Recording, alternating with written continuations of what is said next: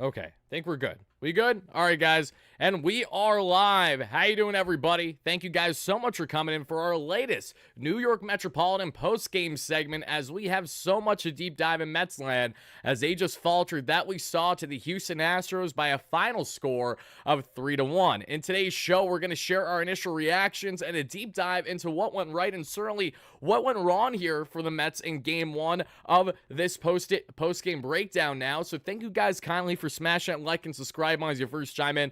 Obviously not ideal to see the Mets go down in game one. Thankfully, they at least scored a run, so we didn't have it for the first time in 62 years. The Mets don't score a run on opening day, but certainly not an ideal start to the season, and we're going to get into Clay Holmes and what didn't work for him. Juan Soto, after looking tremendous all game long, of course had his worst at-bat and the most pivotal at-bat for the Mets in this matchup. A lot to get into in very short time, everybody, so thank you guys kindly for chiming in. Come one, come all, a lot of breakdown, and not a whole lot of time to do it. And this is not going to be too long out of a live show today because, again, there weren't a lot of key takeaways, but we're going to break this all down right here, right now. So, again, I want to know from you Mets fans, first chiming in live on a replay, how are we feeling after that New York Metropolitan game? Obviously, that was not the result that anyone was looking for. There were some key takeaways, which I'm looking forward to getting into, headlined by that tremendous at-bat from Luis Angel Acuña. Guys getting on base at least 3 times in both Soto and Alonso, but again, it's kind of slim pickings on the positive takeaways outside of Huascar Brazoban, who I thought was absolutely tremendous for the Mets in this matchup. In the case of Acuña, there was both good and bad. Bad initially on the defense, then good on the offense. So let me see your initial reactions, everybody, as you spam in the live show right here, right now. Help us get to 100 likes for our first short-term goal. Really does mean a lot. Shout out to our friends at SeatGeek. If you guys want to check out SeatGeek, simply click the link down below in the description. That way you too can get 10% off your next seat purchase, whether it's for Mets tickets, getting ready for the Mets homestand, if it's not the series after against Miami, what have you. SeatGeek has you covered, and we appreciate them greatly on the platform. Framber is the best. He had a great day, but no, Framber Valdez is not the best, and he'll never be the best. Today, though, he was nails. He won 7 shutty against the Mets, and the Mets were sadly as advertised against a Framber Valdez to begin the year, if we're at all going to put this in hand with how the Mets season started last year. And that's the most important thing about this discussion that I can't emphasize enough with each and every one of you. Yes, the Mets did not have great offensive production. They were out hit 7-6 in this one, but this was also game 1 of 162. Anyone that's overly reacting, screaming their head off, is either a fair weather fan or clearly has no clue what they're talking about, because this is a marathon, not a sprint, and I feel like I'm going to say those exact words so much throughout the course of the 162 like I do every single year. And you guys know, if you've been following the post-game content here on the platform, I can definitely be pessimistic. I can, without question, reel it in on the team to let it know what needs to be said and be pretty blunt in my honest opinion and evaluation of the club. But today, this is game 1 this season. There's a lot of positives takeaways, as there are plenty negatives to begin the year. But all in all, nothing to lose sleep over. Just got to hope the Mets bounce back tomorrow night, and what's going to be a massive matchup for them. Game 2 in Houston, 8:10 p.m. Eastern, I believe, is the start time. So, folks, let's get into this one and let's break down this ball game, because no one should be shocked by the sense of, I think, what we got from Clay Holmes today. I think that's the most notable thing. So, actually, let's begin this conversation by getting into Clay Holmes, and then I want to emphasize a bit more on the offensive production, or lack thereof, as we will break down innings 1 through 9 briefly here in just a second. But before I do, I see everybody in the chat. Asia, how you doing? Happy to have you in here. I'm so sorry to hear the passing of your mother. My condolences to you and your entire family. Thank you kindly for chiming in, no less. It really does mean a lot. But again, thinking of you, and I'll be praying for you. So sorry to hear that. Seriously. AJ, Jumpin' Jack, and I know that, if I'm not mistaken, Asia, that she was a supporter of the platform as well. So that really does stay in here. And I'm going to have to probably let that marinate once we're done with the live show so it can set in. But again, my sincere apologies and condolences. D-Mac with the $2 holla. Thank you, D-Mac. D-Mac says, I guess we can't win every opening game. Yes, sadly, we can't win every single one, as much as the Mets have dominated with their opening day record for the vast majority of their history, especially over the past 20 years. But not today, not in Houston. They had nothing to show. How you doing, Mr. Delightful? Great member in here. Let's go down down the list here, we got Andrew, Zach Flakerton. We got Mike, D-Mac, great member. Nielsen, my apologies. Brandall, Mike Lewis, John Rossi, Mike Nixon, great member. We got Jackson here, who's talking a lot of smack early. Brandon, great member. How you doing? Going up the list. Madeline, Kevin, great member. John, thank you guys. Mr. Chicken, I apologize if I missed anybody, but I'm going to do this the best that I can, as quick as I can. Steve Lawn, our great member, says, glad baseball is back. Can't win every game. For sure, Steve. I'll hit you up after the game. I didn't get a chance to listen to your message yet, but I did see that you sent a pic, and I appreciate that. But guys, without further ado, let's break down this ball game, and let's get into what went wrong for the Mets on the pitching end. And it's headlined by the birthday boy himself, and Clay Holmes, who is toeing the rubber for the first time since 2018 as an actual starter for the Mets. And not just for the Mets, but for any team for that matter, going back to his time with the Pittsburgh Pirates. And how did Clay Holmes fare today? It wasn't great, but it also wasn't the worst thing either. 4.2 innings, a 4 walk, 2 earned run, but 3 total run ball, 4 strikeouts, and 5 hits. Now, let's get into the context of what happened here with Clay Holmes, because in the first, Clay, we saw, struck out Altuve with a nasty sweeper, had a lot of nice horizontal break, and that was after throwing a nice sinker down and in on him, so he set him up brilliantly, doing the best MLB The Show impression the same way that I would, dotting the opposite corners, hoping that your guy's going to bite, and he did do exactly that. With 2 outs, we saw Yordan Alvarez get on with a walk, and that walk was the big bugaboo for Holmes in this one. And I shouldn't emphasize that walk, but rather the walks in general, because that is pretty much as advertised. When Clay Holmes isn't feeling overly comfortable, he gives up some contact and he gives up a multiple walks. And this is something where if he was in a setup or a closer role, we would all be ragging on him just like Yankees fans have and are as we speak. I'm sure Yankees fans saw Juan Soto striking out terribly there to Josh Hader in the end and think it's their World Series. I'd say the exact same thing after losing a generational talent in Juan. But again, it's a marathon, not a sprint. Let them enjoy this Game 1 loss for the Mets, while us Mets fans can understand the greater reality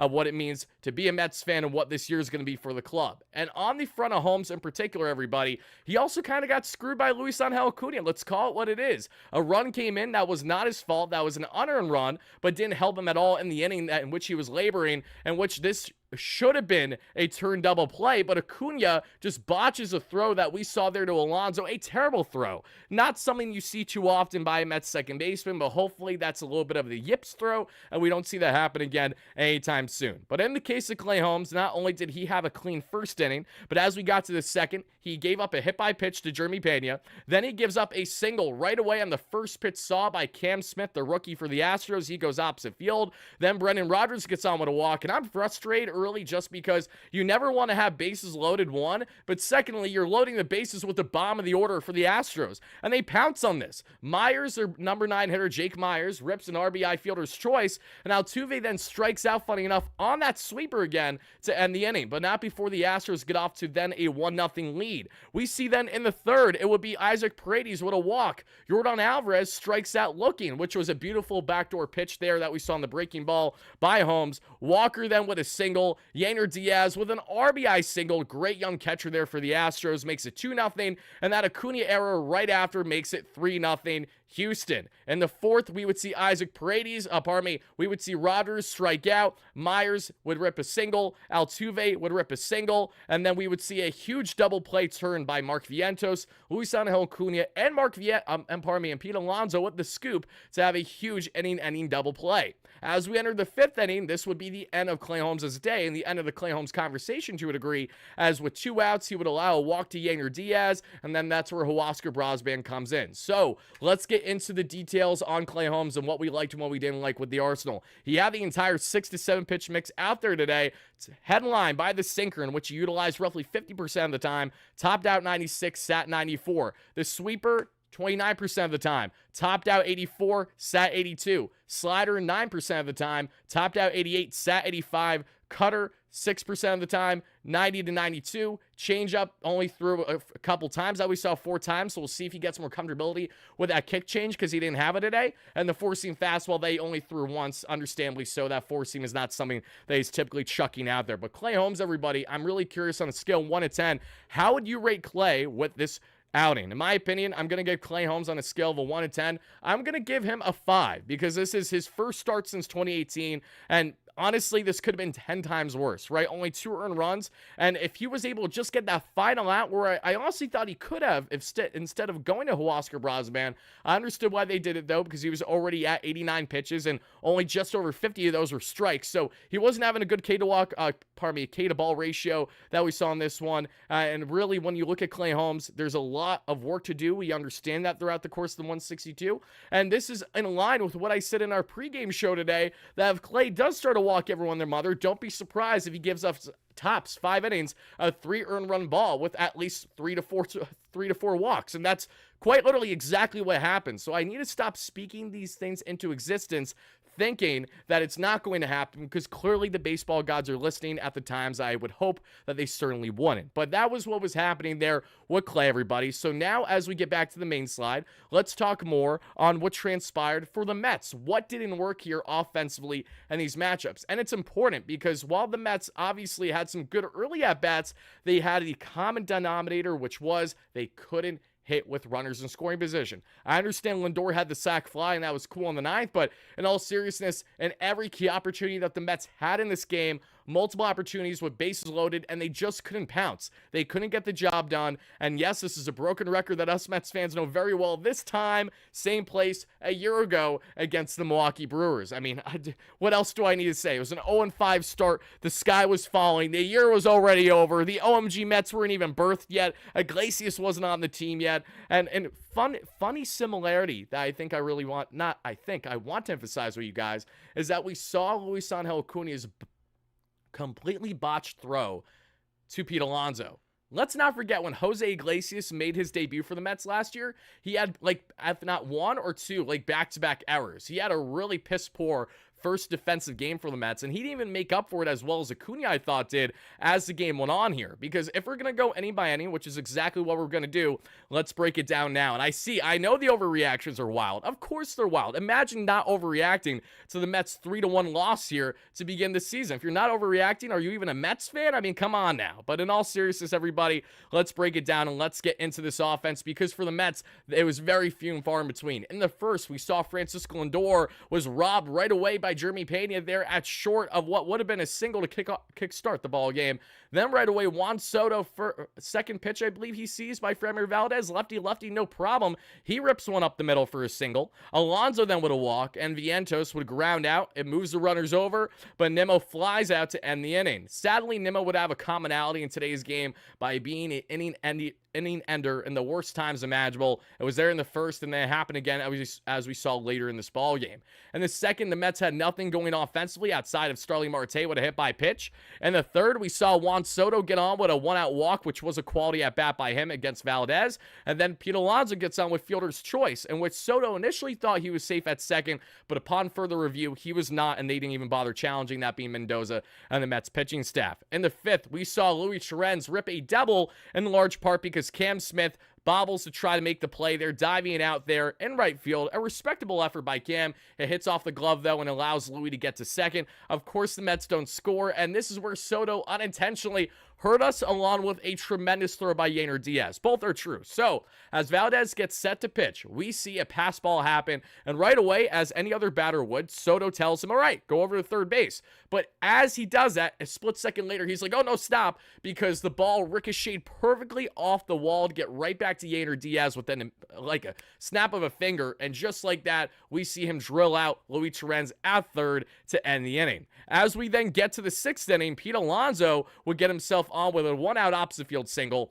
but Vientos unfortunately has a double play to end things. In the seventh, Brandon Nimmo had an opposite field single, his one and only hit today, and that's all she wrote from both sides. We saw pitching-wise after Clay Holmes was pulled from this ball game, Huascar Brazoban came in and was absolutely nails for this Mets team. He went 2.1 shutty for the Mets today, allowing just, I believe, 1 walk and 1 hit.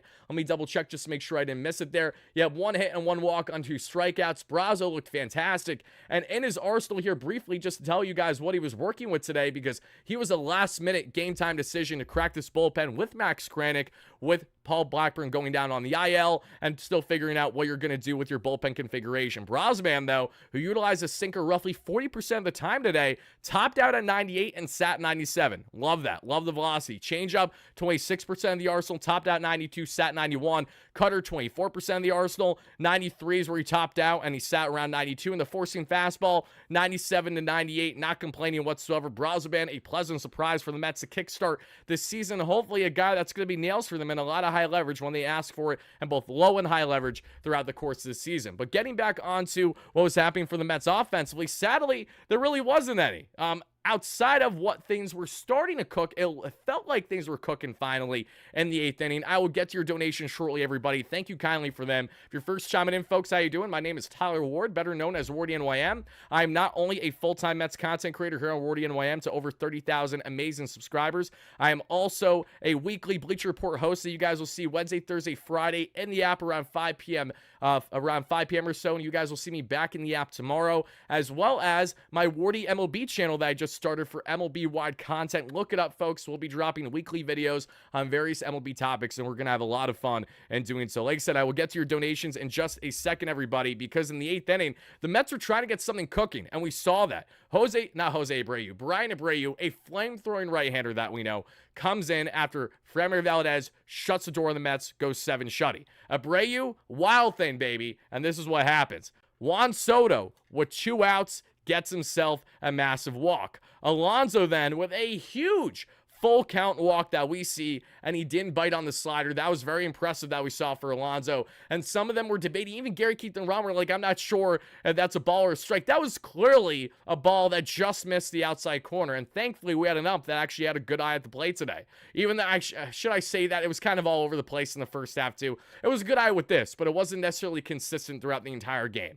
if we're going to look back on it. A wild pitch then moved the runners over that we saw. And then Vientos with a full count walk. That makes it a bases loaded situation for the Mets with 2 out. And after some grinded out at-bats, tremendous at-bats from both Soto, Alonso, and Vientos, of course, it's a hanger right down the pipe on a slide piece from Abreu to Nimmo. Nimmo's sitting probably thinking fastball. He gets the slider, and he just gets under it enough where it's an easy fly out at center, and that does it for the inning, which leads us now to the 9th inning, where the Mets, again, they got perfect work from Danny Young. Danny Young was nails for the Mets coming in relief, not a problem there. But offensively for the Mets, they had Strolly Marte rip a single that we saw off Hader to begin the inning. Mind you, Hader's coming in to shut the door down against the Mets and get that first save, get that first close, and lead the Astros a victory. But it wasn't as smooth sailing as at least he would hope. And for us Mets fans, sadly, we were dealing with something where we were getting our hopes up just to be disappointed in the end. Cue being a Mets fan. Taylor rips a single after Marte, so the bottom of the order there, close to the bottom of the order, where our 6 and 7 hitters getting the job done, beating the plate setters. For Luis Angel Acuna, everybody, we need to take a moment to appreciate the greatness that was Luis Angel Acuna's offensive at-bat today. I cannot get over the fact that this man grinded out a 12-pitch at-bat. 12-pitch at-bat to work a walk, to load the bases with no outs against Josh Hader. If that isn't a great example as to Luis Angel Acuna's ability to already be a major league caliber player, I don't know what is. And I know the simple counter, and you guys are seeing Sarbaugh kind of give him a little bit of an earful after that botched throw to first base. I understand that he had the struggles at first base, getting that throw to Alonso, but he made up for it quickly after with a really nice double play turn. Also made a nice play himself there. They got the throw there on a ground out to second base. So I was pretty encouraged with Acuna, all things considered, outside of just that absolutely bizarre and fluky error. That was a great at-bat for him, and it really kept the Mets in it this one. And obviously the Mets weren't going to be going to Beatty in that lefty-lefty matchup, so it was Acuna's time to thrive, and he did that. And the Mets had themselves a bases-loaded opportunity, and then here comes Hayden Senger. Senger comes in. Why? Because even though Terren started the game and ripped an opposite field double thanks to Cam Smith hitting off his glove, Terren's exited today's game as Jesse Winker came in a little bit later for a pinch hitter. But Winker, being Jesse Winker, and I love Jesse, but this was just the unfortunate reality of the moment. First pitch swinging, quick ground out, and that was that. So Hayden Senger comes in, the longest tenured Met, it feels like, outside of guys like Nimmo and Alonso. He was drafted back in 2018 in the 24th round, which no longer exists, just to give you guys some context. And Senger in 3 pitches, he is down just like that, completely outmatched by Josh Hader. Not shocked at all. And I was actually happy that he struck out, because I said to myself, if Senger isn't going to do anything here, let's make sure he strikes out so he doesn't get into a double play. And that was true. Then Lindor comes in, has a respectable at-bat, and grinds it out for an RBI sac fly, which leads everything to Juan Soto and what could have been another tremendous Houston moment. In case you guys don't know, Juan Soto has had amazing home runs, amazing heroics at Minute Maid Park going back to his rookie year in 2019 or so when he won it all against Justin Verlander, Garrett Cole, and the cheating Astros at the time. The guy was an absolute dog, and we know that. In the case of Juan Soto, he's continued those great numbers, had great at-bats pretty much all day today until the final one. I don't know what he thought he was getting, but he was completely out in front there on the slider sweeper, and that did it for the ball game after what was initially a good grind of an at-bat originally for Soto against Hader. But Hader wins that matchup against Juan, and the Astros take game one in the series, winning by a final score again of 3-1. Now, the positives out of this ball game were a couple, and I understand that while it's not ideal to see your essentially $805 million man be the final out of the game in a dramatic fashion, but let's also not forget just how important Juan Soto is and how he's the plate setter in a lot of ways if he's not going to be driving the runs himself. The guy's always going to get on base, and we saw that today. And one thing that I really was encouraged by was not only Soto getting on base at least 3 times, but Alonso getting on base at least 3 times as well. That looked really good, and I'm happy about that. And when we look more on the offensive output from Juan Soto today, again, it wasn't much, but you do see the single there that he ripped, to center right field, as well as the walk. That was 1 of 2 he had on the day. I don't have the strikeout there, thankfully, because the highlight wasn't clipped by SNY from everything that I saw. But yeah, it was a pretty good bite down and away there on Juan Soto in that final at bat of the day. Otherwise, I thought he was quality, as advertised, as expected. And to anyone that hammered the Juan Soto anytime home run bet today, I apologize, because I believe the odds were 500 to 600 per multiple sports books. We were talking about it in our pregame today just for a fun discourse and conversation. I said, that feels like an easy hammer, but at the same time, don't take my betting advice more than with a grain of salt, because, again, I'm just a diehard Mets fan that loves the idea of Juan Soto homering his first game with the Mets, right? Same way he did in spring training. Sadly, we didn't get that today, but all in all, a solid day for Juan Soto that just ended on a sour note that I hope to see him bounce back with quickly tomorrow night against these same Houston Astros. Mets fans, I definitely want to hear from you guys when we evaluate this team as a whole today. What did you love most about today's outing, and what did you dislike most about today's outing? If you guys could let me know in the chat, I'd greatly appreciate that,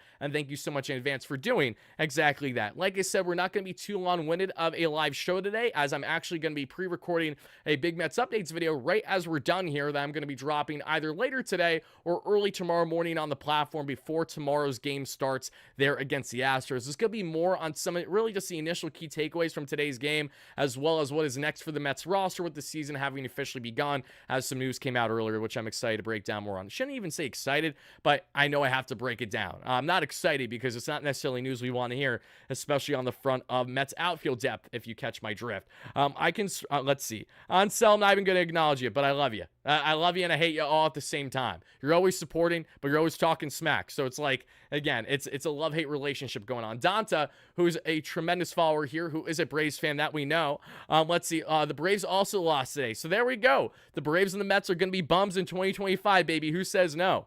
They make you doze off. They made me doze. They can definitely make me doze off too. And there will be many games this year, I'm sure, where I'm stuck like 4 innings, like wanting to do nothing. Like, today was tough. Today was definitely a tough watch at first, but you're grinding it out. But speaking of how today was a tough watch, thankfully it got resolved a near hour or so after the hiccup started. But what in God's name happened with MLB TV today? I mean, are you kidding me? That is inexcusable. I don't know if it was just a crash because of the fact that it was opening day and so many users at once and it would just flooded them. And I'm sure that went in hand with what the issue was, because we've seen that like when Netflix for live events, I think their WWE event had that same issue with the lagging on others. But the fact that this thing was completely down, like legit completely down for north of an hour, when all the Mets and SNY have done is tell you guys to watch the Mets through the MLB app or through SNY because they're paired with MLB. I mean, it was literally a recipe for disaster. So talk about a terrible day to start the day and just trying to watch this one. My goodness gracious, that was not fun whatsoever. So thankfully, after about an hour of me having to just try to find any type of feed, probably ones I can't promote because they're not necessarily feeds that you're supposed to be watching, I was dabbling to try to figure out on my phone up until the game finally came on there on MLB TV that I got a chance to watch. Let me know, guys, if you found yourself in the same category as well. Did you kind of get screwed, sadly, earlier by the hiccup that we saw in the MLB app? Because it wasn't just a mobile thing. Because I was thinking, oh, okay, but I can't watch on my phone, that's fine. I'd prefer to watch it on the computer or on my big screen, but no, neither were working. That was beyond frustrating, to say the least. But let me get to some of your comments here, everybody, to see what you guys got for me. Really appreciate it. Jack with the $2 haul said, should Clay really have started? I mean, is this a rhetorical question, Jack? And I know it's not, but to answer you, yes, absolutely. It's not even like Clay Holmes had a terrible day today, guys. Like, if he went 5 innings of 2 earned run ball, very little fans are complaining for a guy who hasn't started since 2018. Yes, there's absolutely all the reason in the world why Clay Holmes will continue to be a starter for the Mets. And when he goes out and has some dominant outings, I don't think you're going to be asking that question too much, Jack. But thank you for the donation. Always appreciated. Speaking of donations, I know I got some donos to address if I didn't do that already. So let me get up here for a second.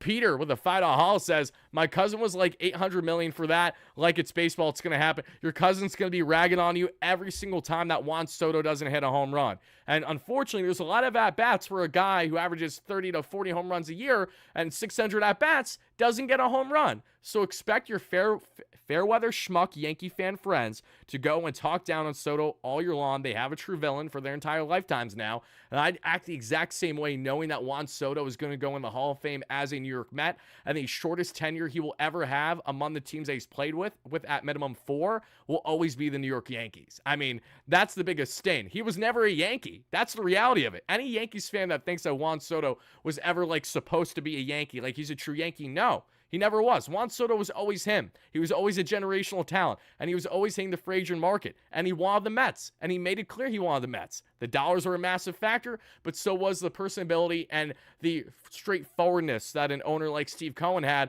in which he was blunt and even said to Soto in his second meeting or so, like, do you even want to come here? Because you're giving us all the reasons as to why you don't. And that only made things better for Juan Soto wanting to come here. So clearly, he wants an owner that cares, that has pushback, and is trying to do what's best, and isn't the buttoned up schmuck of a wannabe like what he wishes he was with his dad, that being a Mr. Steinbrenner. So that's the only tangent I'll do on Soto for now, because I do want to get in more comments. Season's over. I can't believe we lost 1 game. Exactly. Season's been over. What are we talking about? There is no more Mets season. This is it, guys. Bye-bye. Wrap it up. See you later. Sayonara. You know, thankfully, we got 161 to go. But if we start 0-5 again, I'll be furious, because the way the Mets started 0-5 last year was the most abysmal way. They didn't hit at all. Like, literally at all in those first games against Milwaukee. Let's see here. This is the first game they hated. Oh, 100%. Do you guys understand the magnitude of the Mets 2025 season? Because if you haven't, let me relay it just for a second. There is going to be more pressure on the shoulders of this Mets team than ever before. In the media eye, and the fan perceived eye, and the opposing fan perceived eye, it's going to be a complete constant. This is going to be unlike any other year that we have covered on the platform, and we're now entering year 5 under Steve Cohen, just to give you guys context. And Frank, I appreciate it, but you don't got to spam it in the chat. Thank you kindly, though. I appreciate it. Just no more spam there. On the case of the Mets, we're going to go through highs, we're going to go through lows, we're going to go through a roller coaster of the ebbs and flows and a 162, but we're going to do it all together. And when the Mets have their peak highs, we're going to be flipping the heck out in the best way possible together. We'll be taking live callers, we'll be popping bottles, we'll be doing it all. And when things are doom and gloom, we'll get into both the pros and the cons from those games, and hopefully pros outweigh the cons, and they had more bad luck than a lackadaisical offense is what I felt that we saw in good stretches today. Because the Mets didn't hit. Like I said, they did not hit with runners in scoring position. They couldn't get a lick going with runners on base. And just to provide a little bit more context on that front, everybody, let me relay the following to each and every one of you. Of course, I'm getting spam right now. Let's see. 0-for-6 with runners in scoring position were the Mets today, and they left 10 on base. That isn't going to get the job done. That reeks of 2024 Mets season start, doesn't it? That is exactly what that was. They didn't hit a lick at all, especially with guys on, but definitely positives out of this, in my opinion, the biggest ones. Bullpen-wise, Huascar Brazoban, and then pitching-wise, Huascar Brazoban in general, even though Clay Holmes did have some good looks today that we saw with the sinker and the sweeper especially. Kick change I want to see more of next time out there when he's more comfortable. Unfortunate that Clay couldn't get a dominant or a better outing on not only opening day debut for him, but a birthday debut for him. Not ideal, but hopefully he's not hitting his head too low and he's just getting ready for the next one out there, because that's most important. And offensively, outside of Juan Soto's terrible strikeout at the end, he's a key offensive standout. Torrens had a double, but Cam Smith really helped him make that happen in right field, if you guys saw, as well as Lindor with that RBI sac fly. But those are really the key takeaways on the offensive end. So now, everybody, before I get to some of your comments and then get closer to wrapping this one up, let me first start by showing you guys ever so briefly just some amazing things that we're doing here on the platform, because a lot of it has to do with what you guys can expect for both live shows and post-game coverage, and it's important. Literally, focus. 3, 2, 1. Let's lock in. Let's look at this thing. So as you guys can see here, this is Playback. For those that don't know, Playback.tv is a tremendous sports app that I'm going to be working all season long with. And what does Playback do, guys? They provide MLB watch parties where all you have to do is to sign into your MLB account once you enter Playback, and you can watch the Mets game live in real time with me as it's actively happening. And the reason why we're bringing this up is because we may actually do our first watch party as soon as tomorrow. It's either going to be tomorrow, or if it doesn't work for whatever reason, then it'll certainly be early next week. We're going to be doing at least one, if not multiple, every single week on the platform. And then when we're done with our in-game coverage, we'll go right to post-game coverage directly after, like we did throughout postseason last year. If you guys remember, we did all of that, and it was a lot of fun. But the best thing about this, everybody, is that you don't need to join Playback if you don't want to. This is obviously if you guys are going to be having MLB subscriptions to MLB TV. We're going to be giving some away as well to my supporters. But in order for you guys to get involved in this, all you have to do is go to playback.tv/WardyNYM. That's linked down below in the description. And we're going to be actively live both on YouTube and in the Playback app for the majority of our watch parties. The only difference is going to be is that you guys can watch in real time with me as I share commentary and my personal thoughts throughout the game while we're watching live in real time the actual Mets game and the Playback app, because they are officially partnered with MLB, their license and everything. So they're good to go. While we're on YouTube live, I will also interact with the live chat there, and you guys will have an automated scoreboard that you'll see. So everything is perfectly set up. Can't watch the game live on YouTube, unfortunately, but they have it set up brilliantly so that way I can multicast this, simulcast it rather, and we're even going to clip our key takeaways, our key reactions throughout the game and stuff. It's going to be a lot of fun. So click the link down below should you guys have interest. We'll be doing that. Playback.tv/WardyNYM to get involved in our watch parties. Join my room now, and I hope to see you guys there. Our first watch party is officially tomorrow, if not sometime next week. So be on the lookout for further notice on the community tab. And the other quick plug,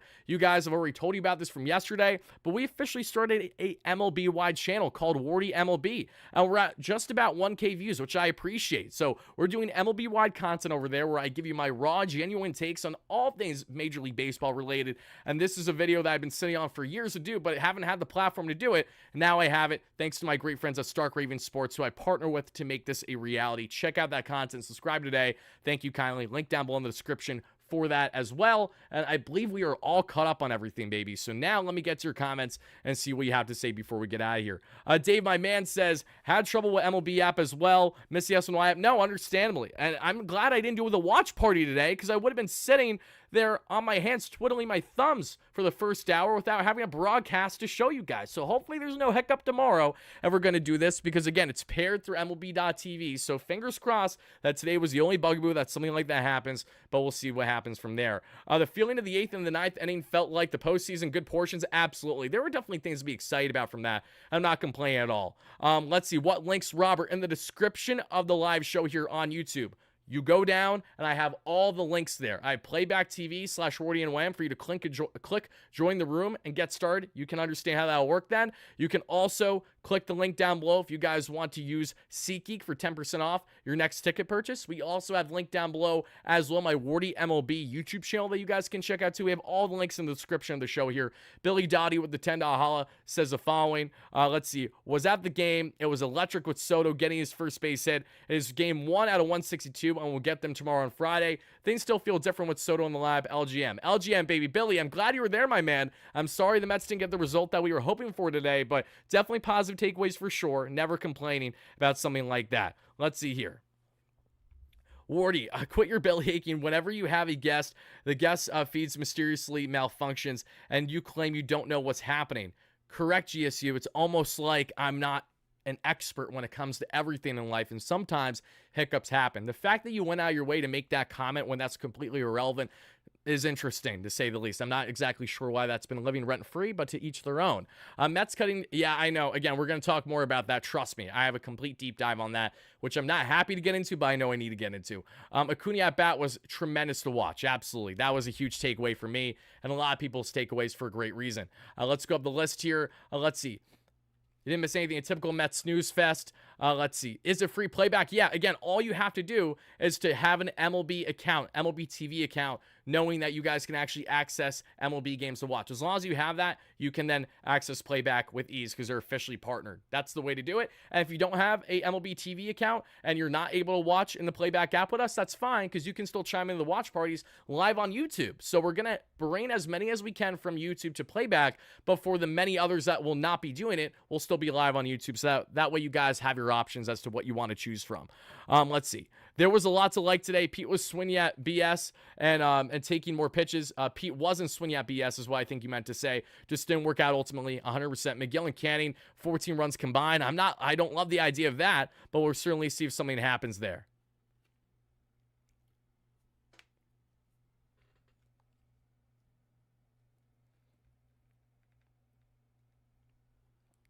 Let's see, everybody. We're going to be yeah, I know. We are going to be a heavy OBB team. I think when everything goes right, you're going to have a lot of guys get on base consistently, and we're going to be pretty happy with the end results. So final thing for me, everybody, because like I said, I'm not going to be too long-winded with this. So before we get out of here, Anthony, great member, thank you so much for chiming in. He says, we need Grimace to throw out a pitch ASAP. You said it, baby. You said it, not me. All jokes aside, final thing for you guys as well. If you enjoy our post-game content, but maybe you miss it live, and maybe you enjoy just listening to me on your morning commute to work, or something along those lines where you're not actually watching the content, don't worry. We're going to be pumping out all these post games on audio platforms too. Should have this out on audio for you guys today as well. If not, then we will certainly over the next couple days. But be on the lookout when audio is present. It'll be available in the description down below, but it'll be updated because currently the latest link I have down below is going back to, if not last postseason, then maybe when the Mets signed Frankie Montas or something, because we haven't been on audio in a little bit now. But we're going to be back on it, which I'm excited about. Really expanding the WardyNYM empire, the Wardy MLB empire. And we're doing a lot of fun here, a lot of Mets content all year long, guys. We are your number one stop shop for all things Mets news, rumors, in-game coverage, pre-game at times, post-game, certainly every single game, big Mets updates daily, you name it, we got you covered here on the WardyNYM platform. So guys, that's going to do it for our show. Thank you guys kindly for watching. Let me know all your key takeaways again in the comments down below. Once more, from the 3-1 loss, it's as simple as this. Mets didn't hit with the runners in scoring position. 0 for 8. 0 for 6, I believe, with runners in scoring position. Left 10 on base. And now we look to tomorrow to see if the boys can bounce back. Have a great one, folks. And as